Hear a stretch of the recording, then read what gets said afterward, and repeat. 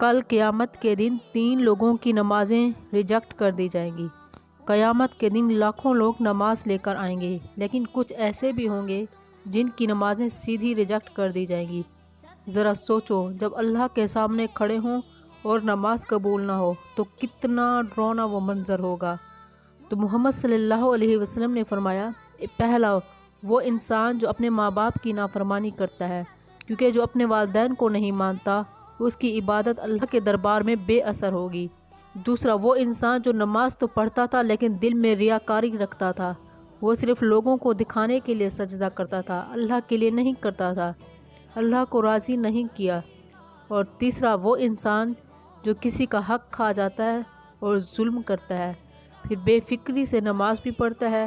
ایسی نماز اللہ کے ہاں قبول نہیں، کیونکہ نماز صرف جھکنا نہیں بلکہ دل سے اللہ کو ایک ماننا ہے۔ سبحان اللہ۔